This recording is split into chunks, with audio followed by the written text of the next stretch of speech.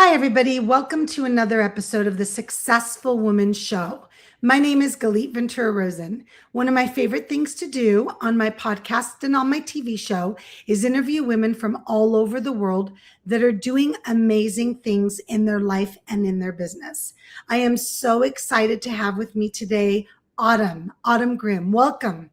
Thank you. Thank you so much, Galit, for having me.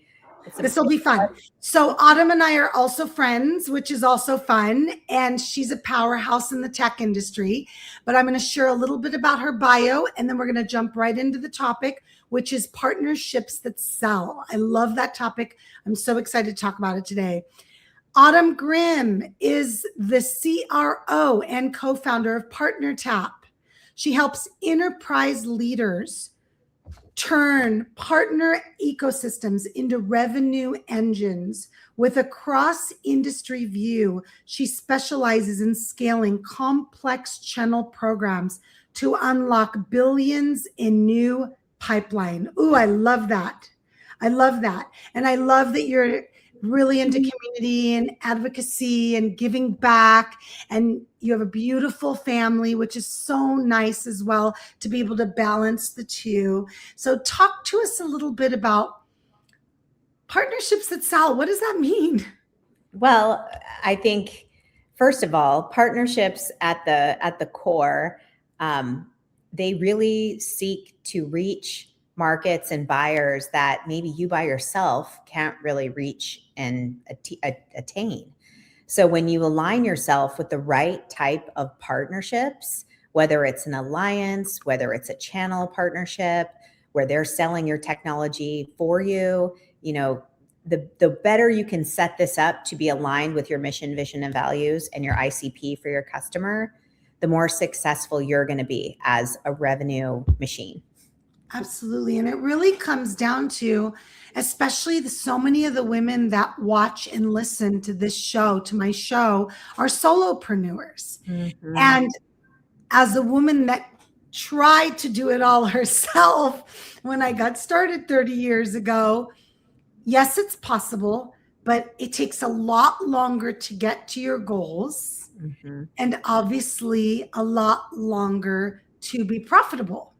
So let's talk a little bit about how those that are listening can find those partnerships, can make those partnerships happen. Yeah, absolutely. Well, I like to tell stories. Okay. So when I first started my career, I was a sales professional for a little company called ADP, the payroll company. And everybody that's been in any kind of business, in a small business, most people realize that ADP is a payroll company because they get that paycheck, and at the bottom of their check, it's got that little ADP signal, but 1 in 6 people get paid by ADP in the United States. So it's pretty popular. So I was, as a fresh sales professional, out there being the breadwinner for my family, I was running around selling payroll, and I was having pretty decent success, but I started to see these women that were in the same rooms that I was in visiting the C-suite where I was selling to. And these were benefit brokers. And these benefit brokers had the ear of the CEO. And I thought, gosh, if I could just get the ear of the CEO, I wouldn't have to deal with a lot of objections that typically were not as important to the business. And quite frankly, it would help me be much more strategic.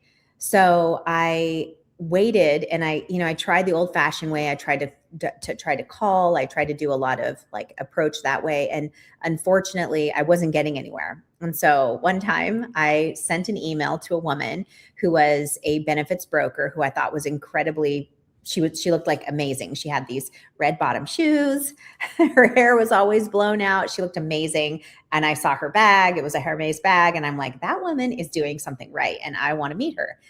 And so I sent her an email, and it just simply said free coach purse in the tagline. And back then, coach purses were super cool. That was the thing. Oh, and I still love them. I know. Me my too. Closet or coach purses or more. So I sent this email to her, and it said free coach purse. And it was a little bit nefarious because I didn't have a free coach purse, but I knew if I could get her attention, I could get her to open it. She would hopefully be my kind of people that would find that amusing. And I could pitch her that if we work together, I think we could amplify our book of business, and I could essentially get her a free coach purse with her commissions, with all the deals I was going to fill in her pipeline. And fast forward to at that time, by the end of the year, of course, she opened it. She thought it was funny. She met with me for coffee. She opened her book of business. I doubled my revenue. She doubled her revenue. I made it to President's Club, which is the big trip. I had one of my biggest years as a rep. And, it's just tried and true, man, finding people that are like you, that are out there hustling day to day and have customers that are looking for great solutions and services. Just finding a way to find people and do what we do, where we're friends and we can just help each other get into more opportunities, but doing that on a bigger scale. I agree 100%. I think honestly, Autumn, something that stops a lot of people is that if you send out 10 messages like that, let's say 80% of them may either ignore you or just say not interested. And so people don't keep at it. They don't keep at it, right? It's a numbers game. Yeah. And of course, with your way, it was a message. In person, sometimes it's a little bit easier. And that's why you and I love so much in-person networking. Yes. But I truly believe that you just never know who that person is going to be that could double your income. And it's a give and take. We're talking about give and take. We're talking about I'm not just interested in you connecting me with my ideal client. I'm also interested in connecting you. And in the online world where I can see this working so well, which I do all the time, is I'll just give you an example. If you have a person that specializes in business coaching, and that's what they do, they just help businesses up level and make more money and be more efficient. And they go and they find a health coach or a spiritual coach or a life coach. Life coaches would be perfect. And now the life coach and the business coach, right? Who doesn't say in their life coach session, I need help with my business? Who doesn't say in their business coaching session, I need help with my life? It could be that simple. Yeah. That simple on such a smaller scale in a sense, right? That can be so big. I love that. So with your experience in setting up these partnerships with other companies, what other types of companies, now that you have PartnerTap, and please tell everybody a little bit about PartnerTap, and then I'd love to jump in and see where this mindset is working for you today in your company. Yeah. So PartnerTap is a multi-partner sales solution. So what I mean by that is these companies that are in the market today in the enterprise, they don't just sell by themselves, just like I didn't just sell by myself back in the day. These companies today, they build solutions together, they go to market together, they co-innovate, they co-deploy, they co-service. These companies are in collaboration to the point now where it's very rare that you find one company that delivers everything to its end buyer all within the four walls of its company. So data, privacy and policies and governance is very important today too. And these companies have to find a way together to come around the ICP, their customer, their target buyers, and their targets, and effectively to kind of find out where can they go work together. So our platform helps organizations identify the best targets between the ecosystem that they should all be going out to the market with. And then they introduce their sellers around the ground floor and track for what those sellers are able to accomplish, effectively giving value to the interactions that they have at the first level of the interaction. So PartnerTap really is this multi-partner, like you don't know what revenue you're about to go get, but we can tell you what you should be getting and what you've closed with your sellers. And I'm sure you've gone there before, but it's untapped revenue that they don't know about. They didn't even know. And what's worse, it's revenue that would have gone to the competition. Like yes, you can't be in every You're spending the money anyways. That's right. That's your money. Yes. How long? We call it in the olden days, we call it leaving money on the table, right, Autumn? That's what we call it. Who wants to leave money on the table? Nobody likes to do that. No. When did you start it? I know you have a business partner. When did you start it? 2016. So my co-founder and I, we were sales reps back at that little company, ADP. Wow. And she and I were actually, funny story, the two of us were sales reps on the same team, fighting to get to our number every month. And it's funny, at that time, women weren't always as friendly in business, and maybe not today too, but more, I think they are more now. But back then it was super competitive because there weren't a lot of women in that type of an environment. And we were both very, very successful. And so we both made it to President's Club, and it was in Monaco around Casino Royale that we had just spent almost $150 on a meager meal where we had, I'm not kidding when I tell you that the champagne that we had, the glass was $50, a glass of champagne for $50. And this was like almost 20 years ago. And the sandwich that we split was $150. I mean, like, the meal was so expensive, and we were just kind of like enjoying life in the lap of luxury. And we had our husbands with us, and the guard came down, and it was like, I really like you, and I really like you too. And it was this moment where we just kind of were like, we recognized how we both were so valuable to one another, that if we worked together, our styles could really, really blend, and we would be unstoppable. And to be honest, like, in everything we've done, whether it was additional careers in sales or in partnerships or now building this company, we've really been the closest, tightest business partnership. And in every sense of the way, like, very supportive of one another, challenging each other, finding new business ventures. So that's one thing I would really, really recommend to anyone, whether you're a solopreneur or not, is to have your homegirl, have your friend that is like your ride or die. Because, look at like Oprah and Gail, like these type of like Titan women that have kind of like navigated the world of business.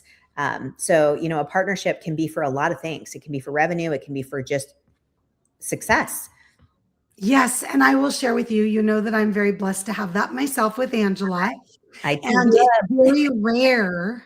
It's very rare that two women, I think you don't see it as often as you don't, that can be best friends, double date, go to Monaco with their hubbies, and still work and go through stress and go through transformations and go through changes and go through ups and downs. So I know that you and I are very blessed that we have those kind of relationships. I had the opportunity to meet your business partner. She's amazing. And Angela and I just fell in love with you too. And it was so much fun for the four of us. We need to do that again when she comes in town, because Autumn's in Vegas. But there's something so special. And when you talked about there were women, there still are. I still hear all the time about women that are cutthroat and aren't leaving their door open to help you in the company because they see you as their competition, or they're intimidated, or they're threatened. But the good news is there are so many women that are not like that. And I always tell women, do not get turned off by that woman that's like that. Go find the one that isn't, because they exist. Great advice. They exist. So let's talk a little bit about when you're building these partnerships, finding that synergy and how you can find that, and recognizing it's so important to give and not just take. Because sometimes we forget. It's really fun when somebody keeps feeding us and feeding us and feeding us, and we're like, wait, what can I do for you? Yeah, no, 100%. That's the give to get. Yeah. So, our company connects massive ecosystems, but I'll be honest with you, it all comes down to people. So, equity is so important in relationships. And it doesn't mean like I'm not feeding you deals. Just because I feed you deals and you don't feed me deals, you might be giving me something back that's super important that I can value, that's equally, it's an equal trade. So I think the baseline, first and foremost, is when you're trying to reach a relationship, and to your point, you're like, we could reach out to 13 people and get no's. You really have to understand your value. So you really have to know your differentiation in the market. What do I do better than anyone else? Can I defend it? And it's unique. if I can answer those 3 questions and I can go to the mat with that, then I can take that to a company or a person, and I can showcase that and show why it's valuable to them. So that's something I recommend to everyone on the phone, is just to write down what's unique to me that no one else in this world can do. How can I defend it? Like, can I really say that I am the best at this? That, why? And then the last part is like, is it something that I can defend? So, that to me is like, oh, I'm sorry. Is it important to my partner? So unique to me, defendable, and important to my partner. So if I can scratch those out, and then I can take that message to the person on the other end receiving it, I think that sets you up for success. That's like the first step. Second step is to, and I don't know how many is the magic number. I don't know the answer to that, but it's interesting what you said about if I'm a life coach working with a health and wellness coach. That's a great approach. I also think cross-functionally. So if I'm looking at a market and I want to get into, I want to coach high net worth women. Well, I need to find where high net worth women live and work and subscribe to. And I think you've told me before, communities. So like, this community is a great community to be collaborative within, because I might find other people that I might want to sell to or learn from. Or like the Fempire, our female empire ecosystem, where we have a lot of women that are coming together to influence the flow of capital into the hands of women. That's a great place where a woman buyer wants to buy from women. So, get creative with where you build your partner ecosystem.